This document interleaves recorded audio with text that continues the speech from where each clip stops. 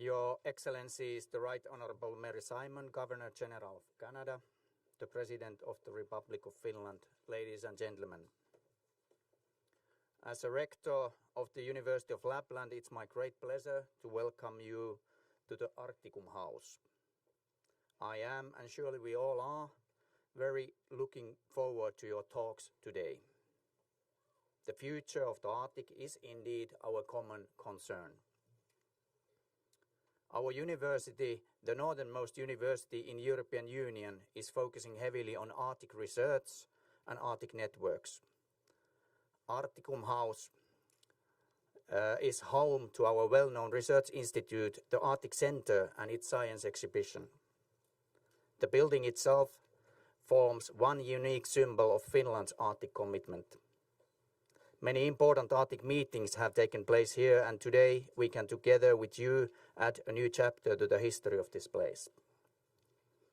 Our university hosts the International Secretariat of the University of the Arctic, and we have a strong profile, for example, on Sami research. I point out these knowing that you, Madam Governor General, are one of those persons who have made the most lasting contribution in building and shaping the Arctic cooperation.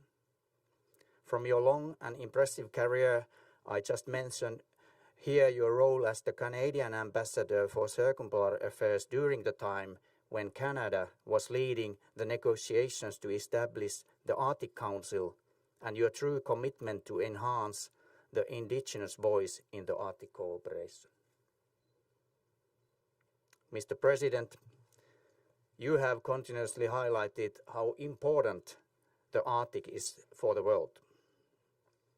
Also, you have reminded us how things happening in the Arctic do have global effects. Indeed, and once again, the Arctic is our common concern. I'm happy that the University of Lapland, together with the city of Rovaniemi, can today serve as the venue for this important event. We will soon hear opening speeches from Mr. President and from Madam Governor General. These are followed by a panel discussion on the theme Impact on Climate Change in the Arctic. With these words, I welcome Your Excellency, Mr. President, to give your remarks.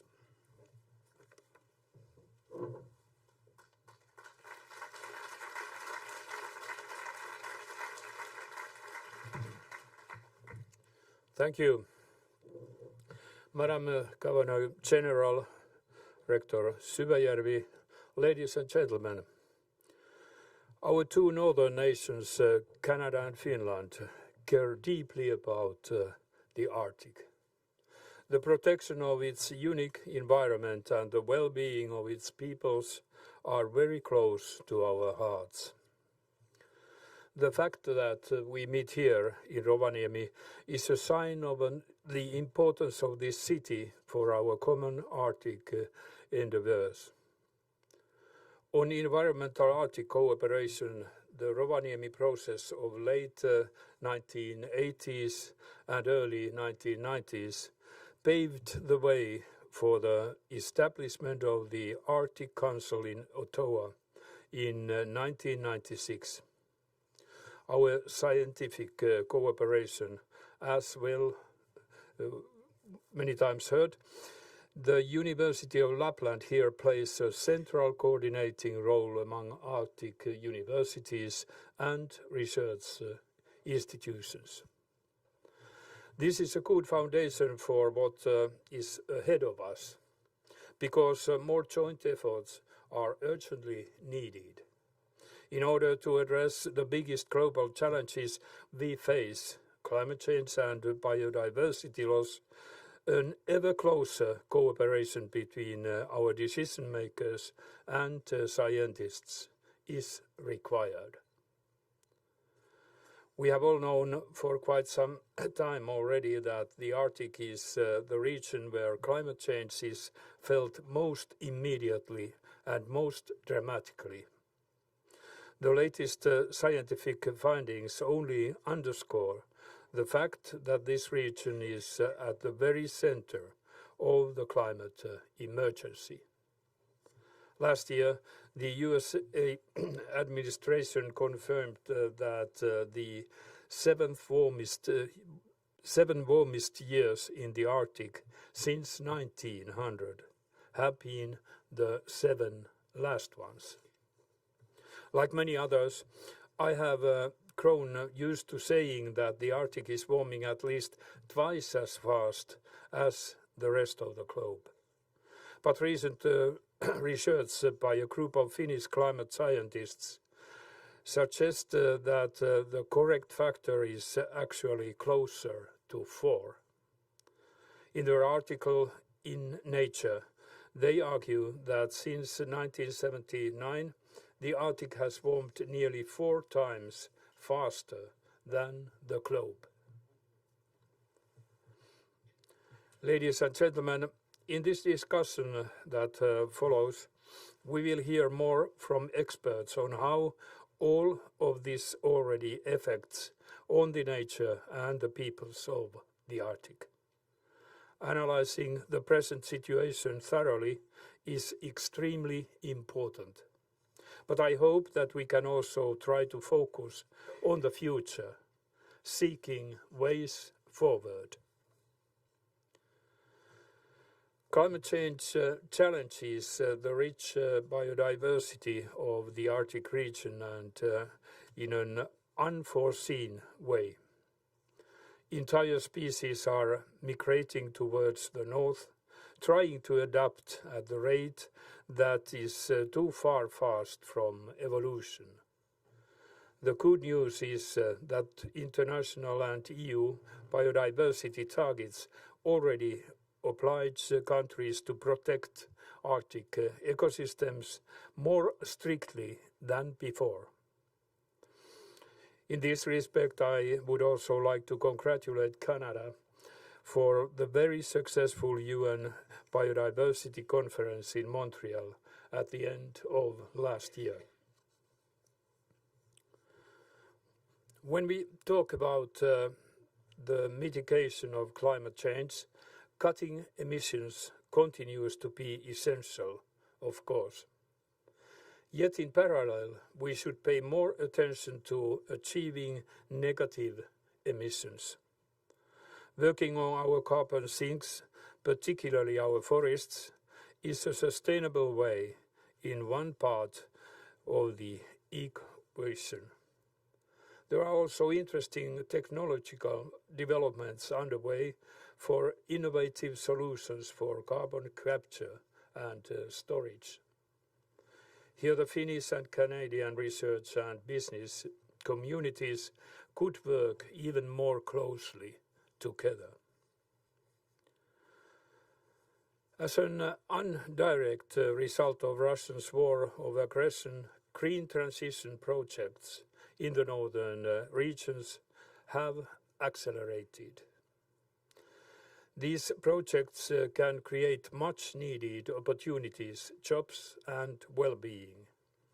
Obviously, the pressures put on nature, natural resources and the indigenous people have to be assessed carefully. The bottom line is, if we do this right, the Arctic could become the region where a competitive edge to pilot the new technologies and solutions. We will hear more about the key role of the indigenous people in the region in a moment. On my part, I just want to point out that Finland's new Climate Act includes the Sami Climate Council, one of the first of its kind in the world. That body aims to create knowledge and support the preparation of national climate policy from the perspective of promoting the culture of the indigenous people.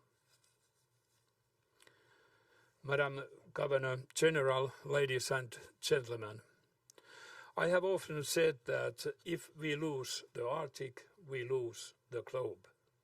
Our climate and biodiversity goals are ambitious, rightly so. We do not have time to waste. These goals need to be filled with actions. Not tomorrow, not next year, not after the next election cycle, but right now. I can't think of better partners than Finland and Canada to roll up their sleeves and start working together on this. Earlier this week, the Governor General taught me an important word in the Inuktitut language, ajuinata. It seems to resemble very closely the Finnish word sisu. The spirit of determination, of never giving up. This is precisely what we need to save the Arctic and to save the globe. Never give up.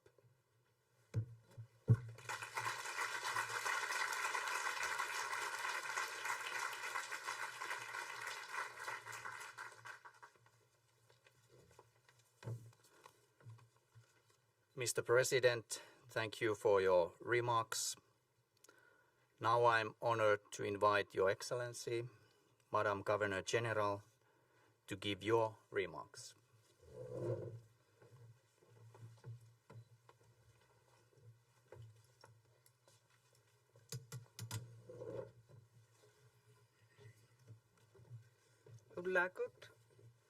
Good morning. Bonjour. Before I begin, I'd like to thank everyone for being here. We are talking about an extremely important subject that is facing all of us. And I'm very grateful that I can see a lot of students and young people amongst the audience. And I think that is one of the most important aspects of the work that we're doing, is to involve generations that will be in charge of their future. So I think it's very important that we remember that. First, I'm very delighted to be back in Finland. I have been in Rovaniemi a number of times when I was the circumpolar ambassador, and also when we were negotiating the Arctic Council. Je suis ravie d'être de retour en Finlande. Over the years, in my previous professional life, I have visited Finland and many times to work with Arctic partners, both as representatives of the Inuit in Canada and as the former ambassador for Denmark and circumpolar affairs. First, I must say that, President, you are very good at pronouncing Inuktitut words.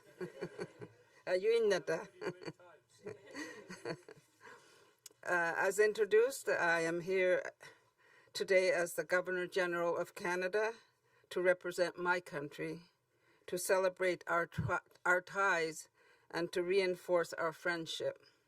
I am also here as an Indigenous person who calls the Arctic her home. In November, our countries marked 75 years of diplomatic relations. Together, we're working to strengthen our scientific, cultural, and economic cooperation. We are long-standing partners in the Arctic, a region that is experiencing many challenges, none more urgent than climate change. It will take all of us working together to ensure we remain focused on the path forward. Scientists have been tracking the impact of climate change in the Arctic for years. Some are feeling that change firsthand.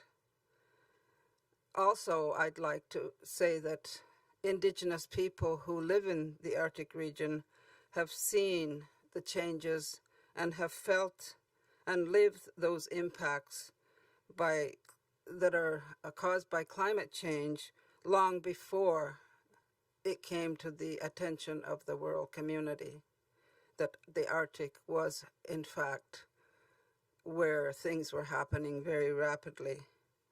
As we've been told by scientists, and we experience it even today as we arrive in Rovaniemi, temperatures are warming. Sea ice is melting up in the Arctic. the natural rhythm of the North is changing.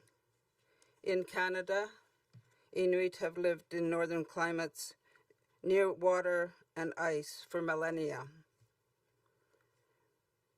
During the early years of the Arctic Council, which is have been very important for the Indigenous people to be permanent participants of this international forum we call the Arctic Council, we were reporting how the lives were being impacted in the communities. And I think we need to really remember this. This is a human issue. It's not just a climate issue. It's a human issue also. And today, traditional knowledge, we have known it, and as our elders have known it, including the ways of travel and the places to hunt, fish, and gather food, is really changing. And it's because of the warming Arctic. Traditional knowledge can no longer confirm to hunters and fishermen that the ice is as thick as it should be. And we experience sometimes fatalities, sometimes other accidents. And Inuit are not the only ones that experience this, nor is Canada the only country that is impacted. A warming Arctic has far-reaching consequences. What we do as stewards of the Arctic, both Indigenous and non-Indigenous, has a direct impact globally.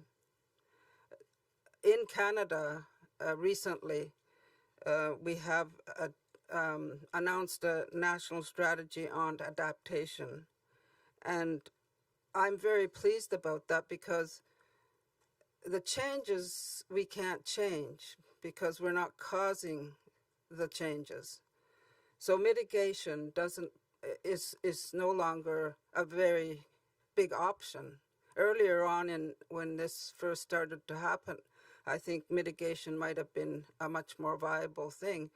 But right now, our northern communities require support to adapt to the changes. And I think we need to make sure that when we think about adaptation regarding climate change, we need to ensure that Indigenous people and the Arctic region are included in this adaptation work. So we cannot ignore that how we do things is just as important as what we do. We must collaborate across borders between Arctic and non-Arctic states and with the full partnership of Northerners, including Indigenous people. Indigenous peoples, the world's knowledge keepers, have lived on and cared for this land for millennia, and they can teach us so much about conservation, about reducing emissions, about sustainable living and living with the land.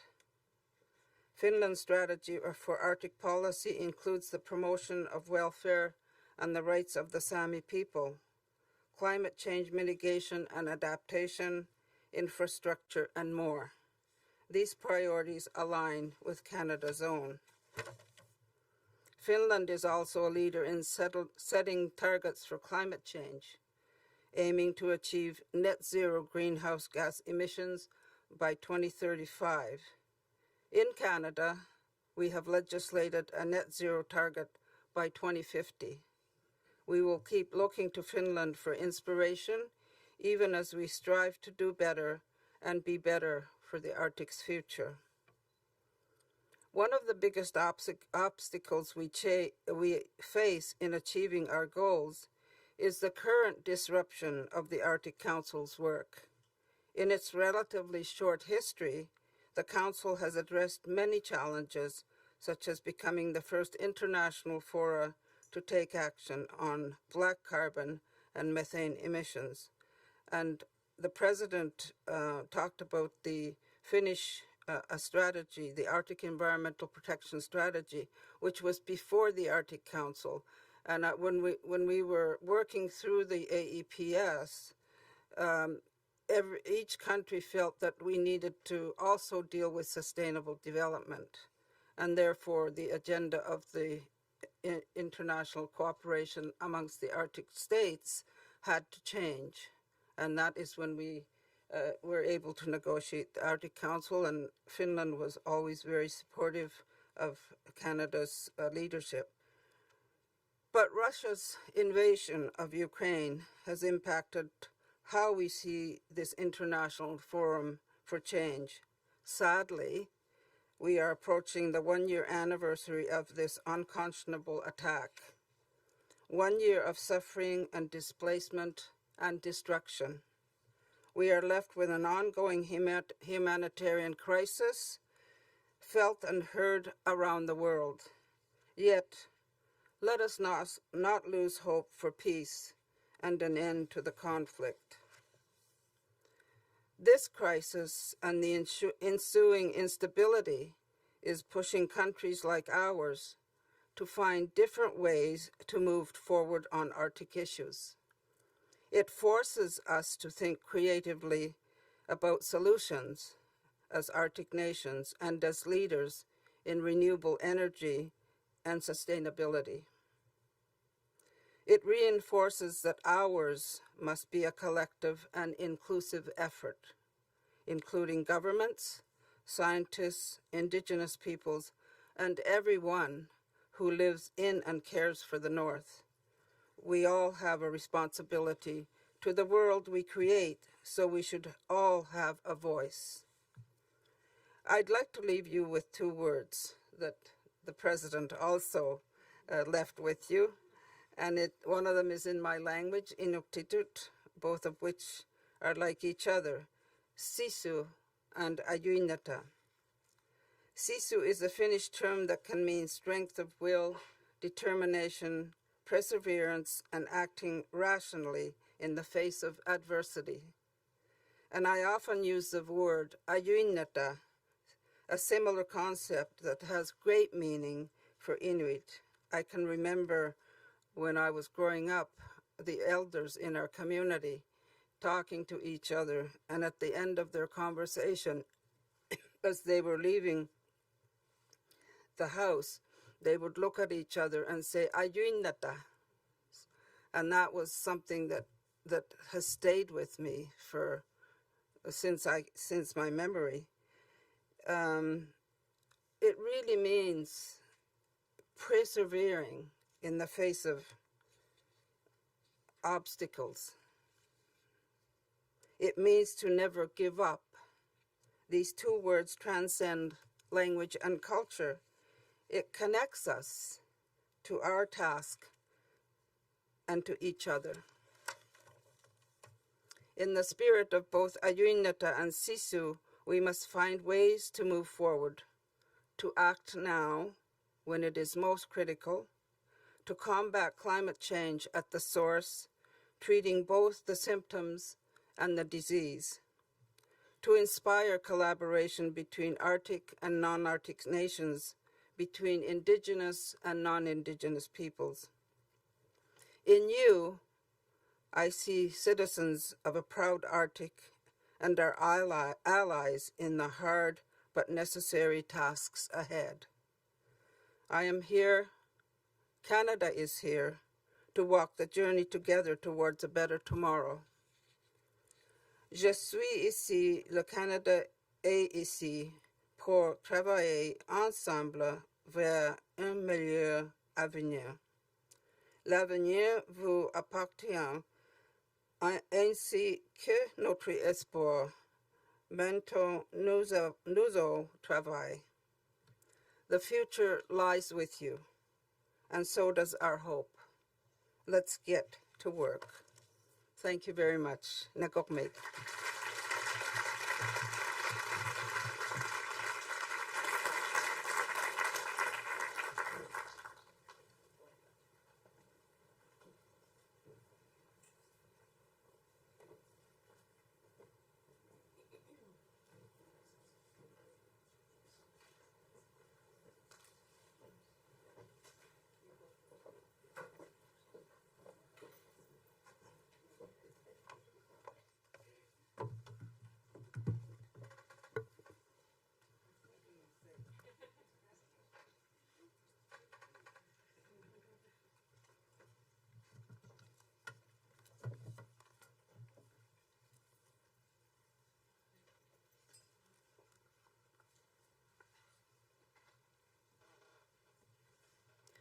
Madam Governor General, Mr. President, thank you for your remarks. I'm sure that the audience in this hall and beyond are impressed by your important messages of the Arctic. My name is Johanna Ikävalko, and I'm the director of the Arctic Center, University of Lapland. I have the great honor to act as the moderator of today's panel discussion, where we have three leading experts discussing effects of climate change in the Arctic. I shall invite our panelists one by one to podium by introducing them shortly. Tuomas Aslak Juuso, the President of the Sami Parliament of Finland. Reindeer herder by background, Juuso has been actively involved in the activities of Sami society. Among other things, he has been the chair of the board of the Finnish Youth Sami organization, and he has chaired the United Nations Global Indigenous Youth Caucus. He has also been involved in many negotiation processes at the United Nations. Tuomas Aslak, please take a seat where there is a microphone.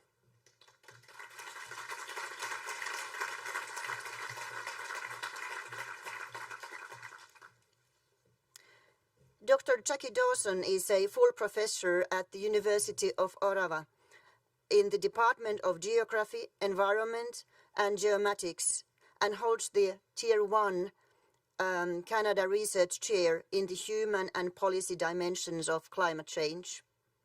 She is also the Scientific Director of the Network of Centers of Excellence, ArcticNet.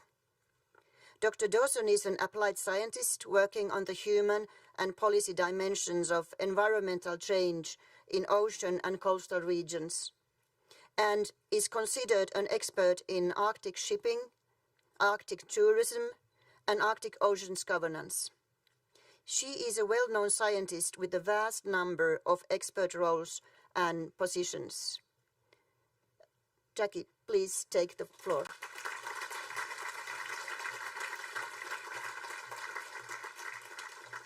And last but not least, we have Bruce Forbes. He's a research professor at the Arctic Center of the University of Lapland. He has a background in applied ecology and geography in northern high latitudes. Bruce has conducted linked social ecological fieldwork in the Arctic for nearly 40 years, returning from Greenland just some days ago, and has lived and worked in Finnish Lapland since 1994. His experience is circumpolar, encompassing studies of rapid land use and climate change in Alaska, the Canadian High Arctic, various regions of northern Russia, and northernmost Fennoscandia. His approach is strongly interdisciplinary and participatory. Bruce, please take the floor.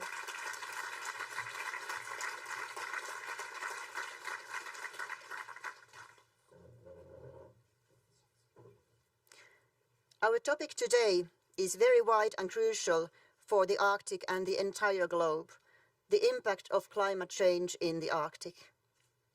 Unfortunately, climate change in the Arctic is proceeding much faster than the global average.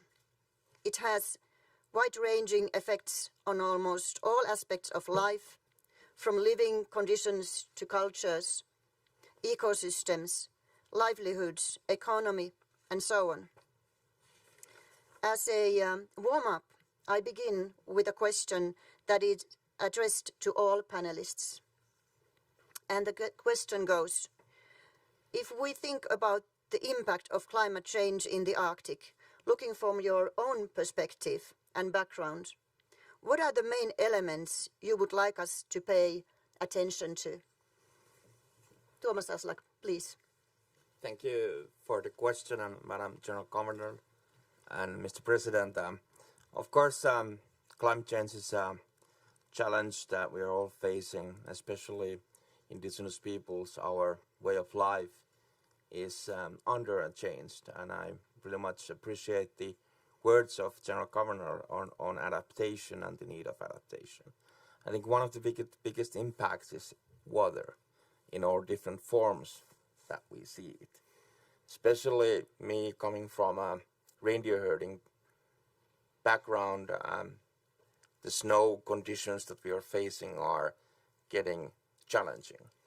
We have had just 3 long years where grazing land situations have been really difficult. This is a big challenge for my people. It is the feel of insecurity to our own resources, those resources that we have shared and used in a way of source of independence from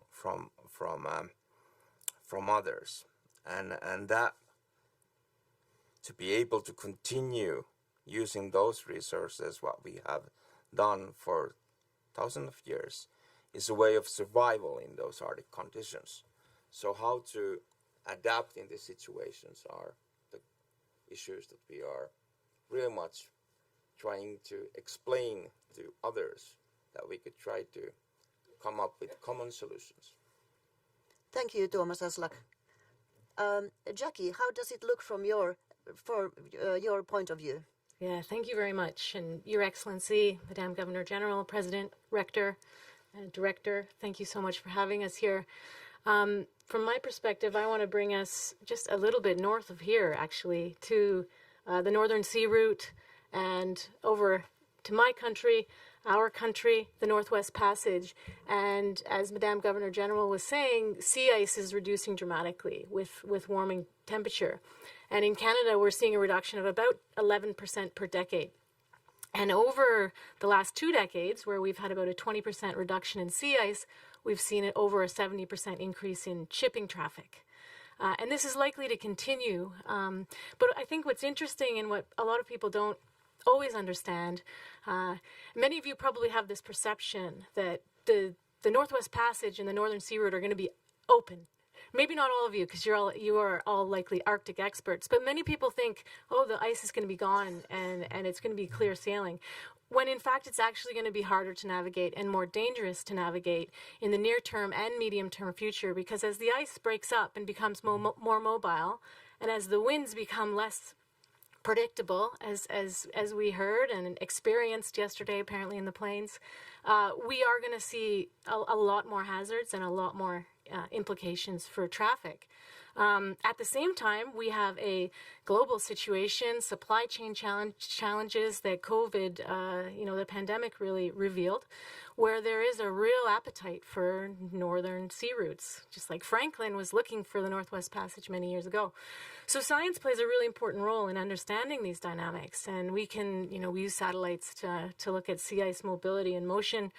But it's science combined with Indigenous and Inuit knowledge that is going to help us find the solutions that we need for these major challenges. It's what helped us find the Erebus in our country recently. I guess my point too is we're going to have security challenges in the near future, and recognize that Finland, you are very close to Murmansk. The Northern Sea Route will increase in traffic. The Northwest Passage will increase in traffic, and we will see not only national security challenges, but local security challenges as well. Thank you for giving us your views and also a little bit of hope. Bruce, how does this look from your point of view? Well, I'm happy to be in a country where the president and the administration takes climate change seriously. I've been here a long time, and I've trained in North America, so my training there and mentoring by Inuit was a bit different than here. When I came here in 1994, I was asking how I work with reindeer herders, first in Soviet Union and then in northern Fennoscandia, and I was talking to reindeer herders here. How does it work, reindeer management? And they said, well, we have problems. There's a governance issue. So my plea would be for more participatory forms of governance, which they're not embedded in law like from the land claims in Canada. So it's up to us as research practitioners to take the participatory approach seriously. And through that, we come to natural resource governance that takes the land, takes the people, takes the animals, and even the annoying insects into account. Because when we have a heat wave and you go out in the tundra, like when I was building my house in Sinetta 20 years ago, there was a summer there were no mosquitoes or black flies. It was too hot. They were watering oak trees in downtown Helsinki. So that's not good. And you picked a good day to have this forum because it's kind of rainy and crusty and fiercely windy. This weather in late January and February is not the way it was when I got here 30 years ago. We had minus 42, minus 56, a bit up north in Polka. We don't see those kinds of winters anymore, and that's also an issue. So climate change is not just about weather.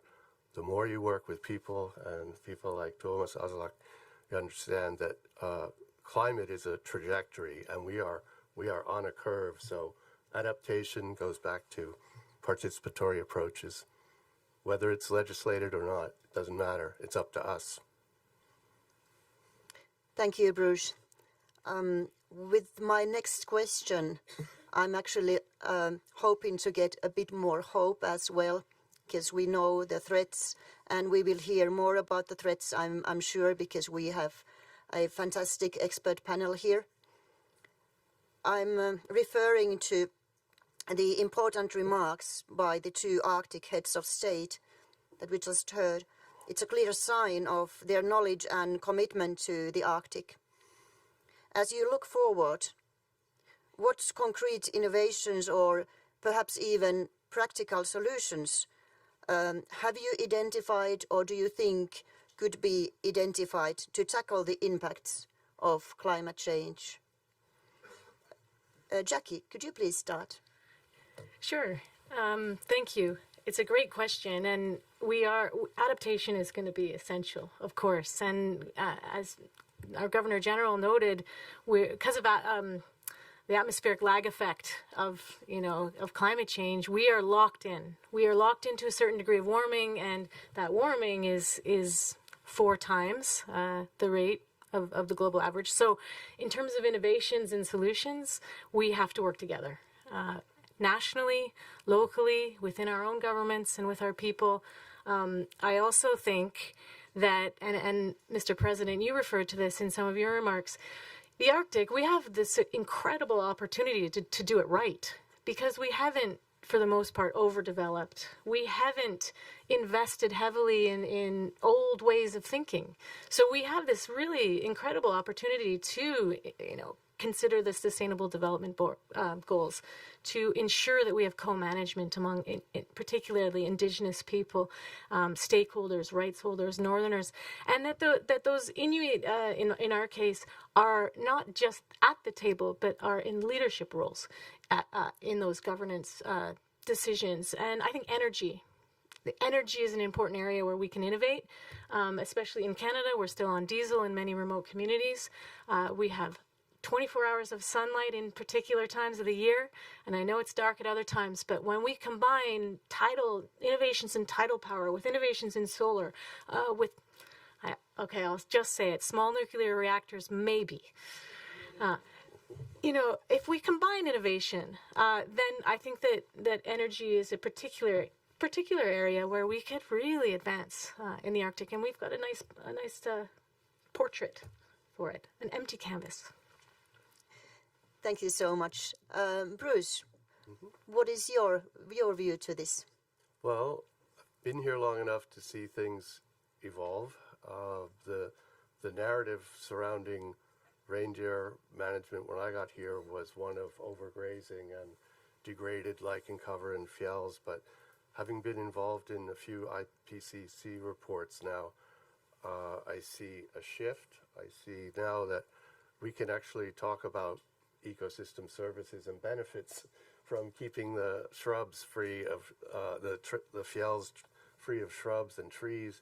So I'm positive we have innovation. If we look at reindeer as bioengineers, they create the ecosystem within which they live, and by paying attention to changes and looking at them through a different lens, I think that's the best innovation we can do, because we're learning from the people, the animals, and we're bringing that back up to the IPCC.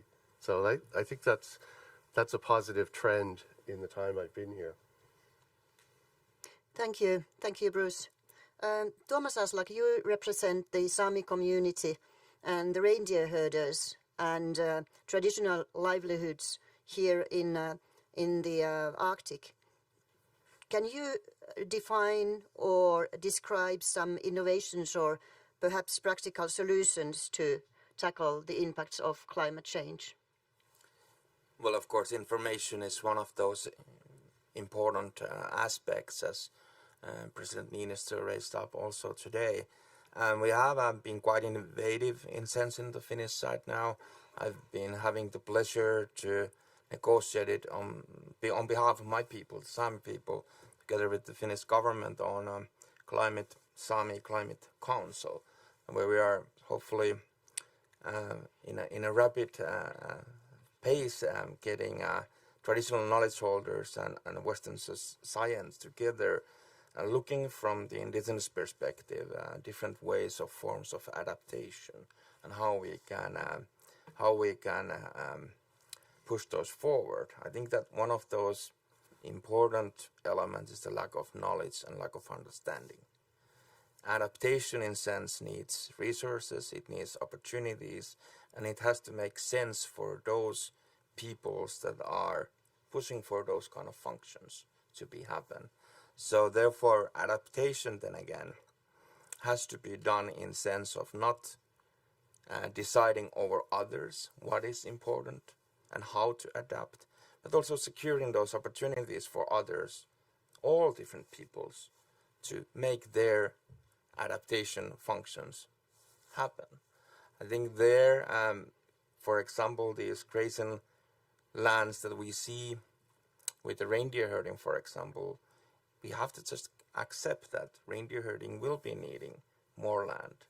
It will need the adaptation possibilities in the winters to find those grazing lands where the snow is a little bit different.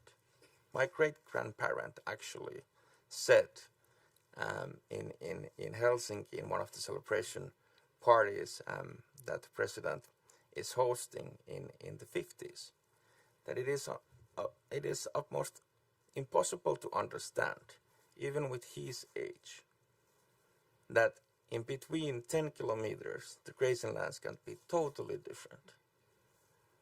And then again, understanding at the same time that if we are pushing for that kind of industrial functions in the areas of indigenous peoples, where those reserve lands are taken for other kind of use, my question is, where is the reindeer going?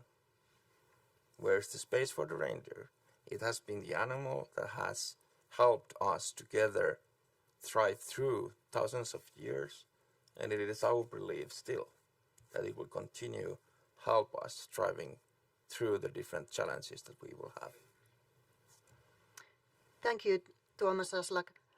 I'm grabbing on two important keywords here. You mentioned adaptation and the lack of knowledge or need for knowledge. And of course, the knowledge comes from research and science, and that is what we certainly need. How do you see the role of scientific collaboration between the Arctic countries? Bruce, could you please start? Yes, I was going to say that we have here in Arctic Center, we have ongoing local, regional, and even circumpolar projects. After 32 years of working since Soviet Union and Northwest Russia, things have changed right before our eyes. The last year has been wrenching for many of us.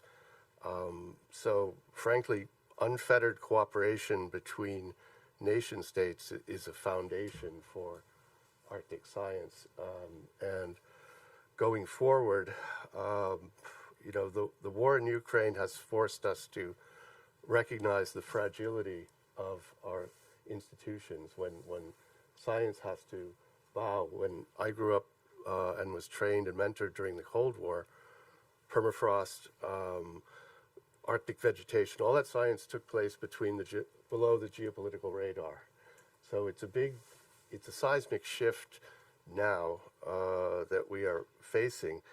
And if we go back, if we want to take IPCC recommendations seriously and look at Earth system modeling, we can't just, airbrush out half of the Arctic. So I'm in the process. You mentioned I was in Greenland a couple weeks ago.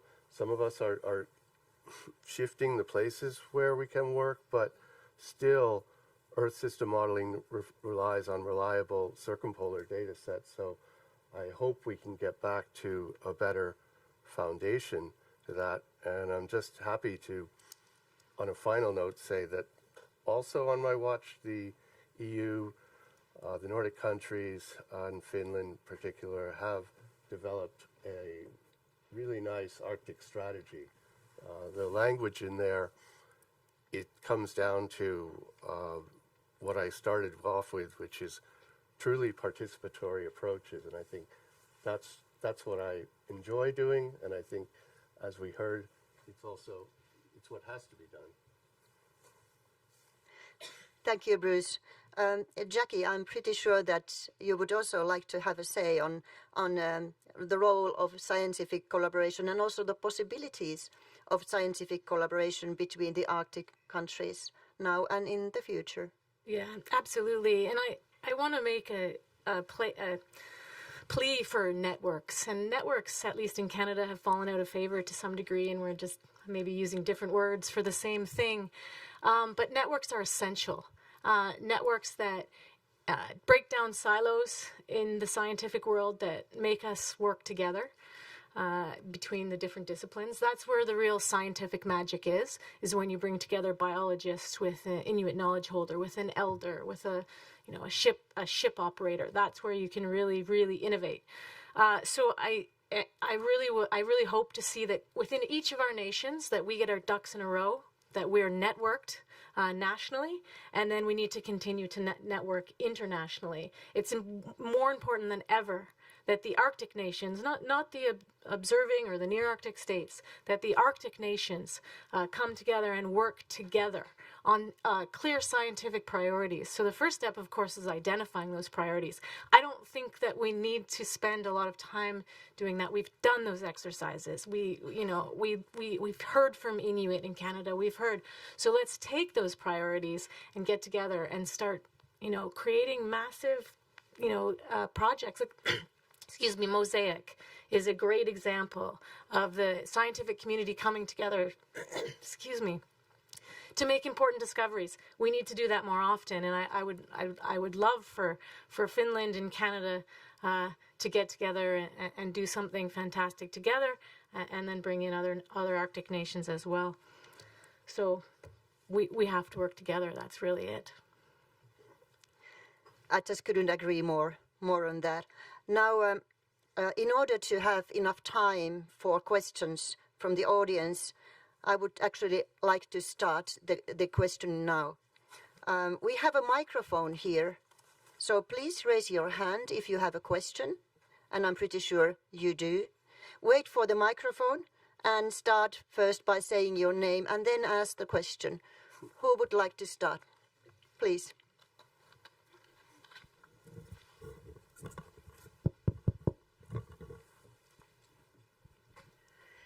Hello all, and Madam Governor General and Mr. President and panelists. My name is Ruusu Tervaskanto, and as a mother and future teacher, my question is how to bring hope to the children in this situation of the climate change. Thank you so much for your question. Now, please, Tuomas Aslak. Well, of course,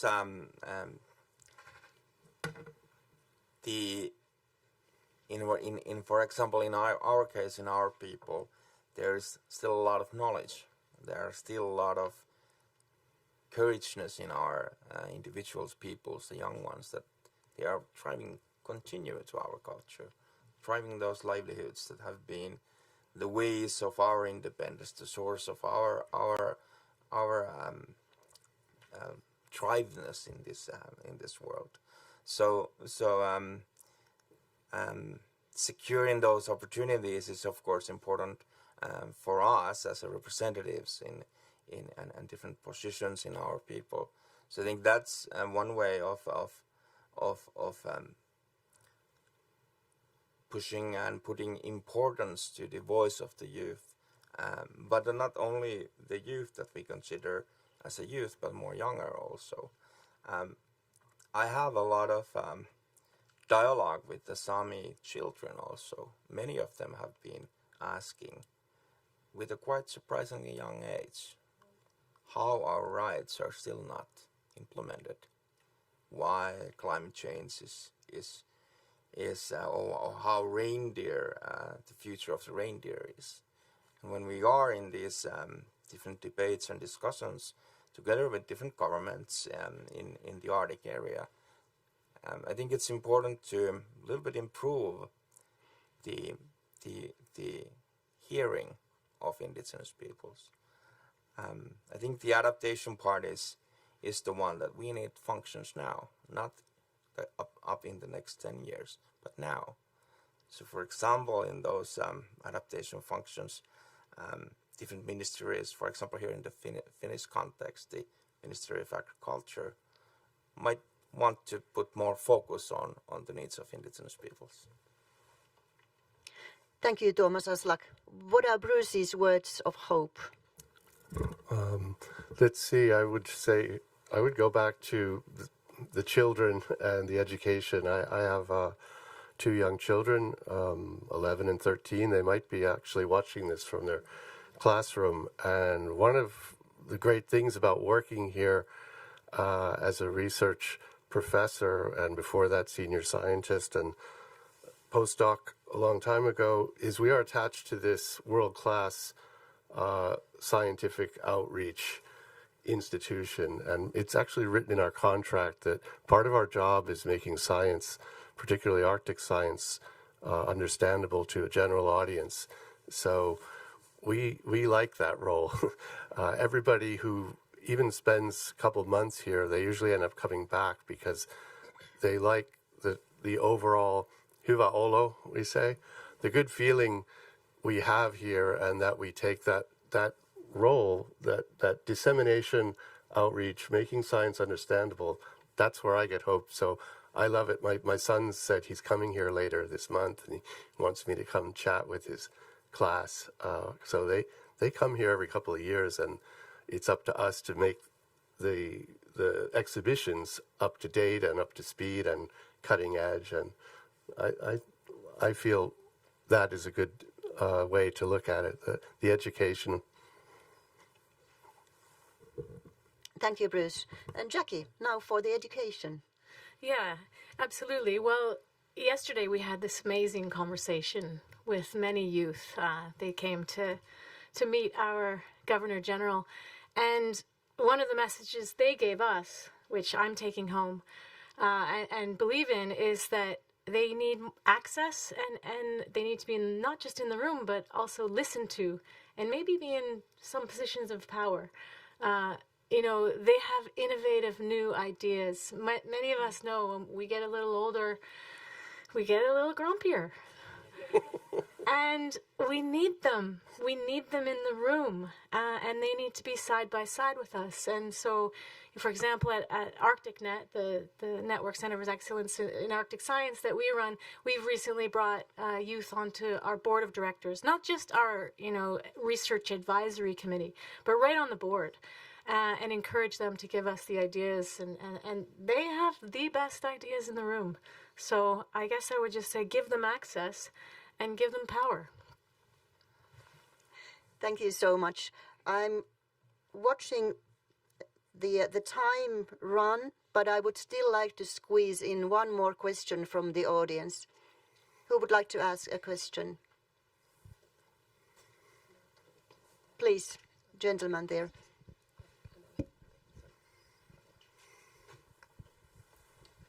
Okay, thank you, panelists and valuable guests. My name is Tommi Yläjoki, and I have a question related to subject which I read from, it's a Finnish cards, megatrend cards, and related to one attachment which says that the growth of businesses and this environmental mitigation is not possible with kind of looking at the GDP. So my question is that what is your relationship with the big businesses like oil companies and so on, who are actually all the time in this subject, and how to change the subject, this system actually in the future? Because I think that we need to change this the whole system, and this conversation is not looping enough for me, if you understand. Thank you. Thank you for the question, and for your reflections I can allow 1 minute each. Jackie, please.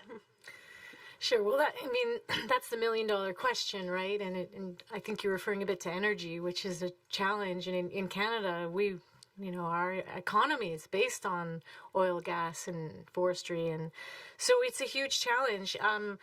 Like anything, that I believe in, we have to work together. So we can't have these enemies and the good guys and the bad guys. We have to co-create our visions together. And I've always thought that we should also just make the right decision, economical in some way. Because, I'm a practical thinker, and I truly believe we can have strong economies that aren't based on old ways of thinking and fossil fuels and others. So, but we need policies to force us in that direction, and we need people to be committed to those directions.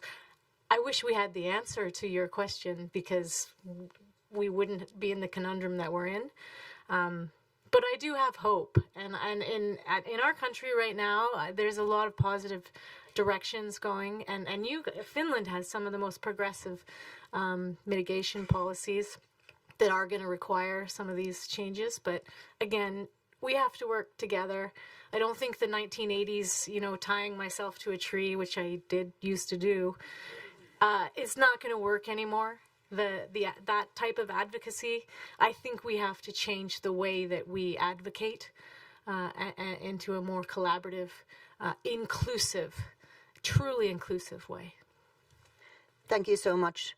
I hope that was a reflection from all of you, from all our panelists today.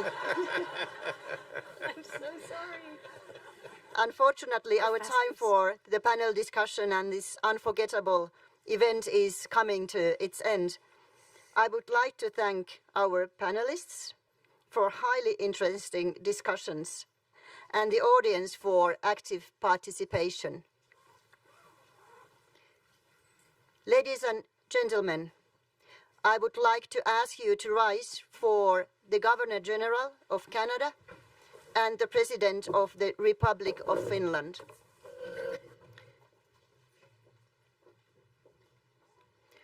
We kindly ask the audience to remain in the auditorium until our guests have departed, and remain in your seats until 12:10. Thank you.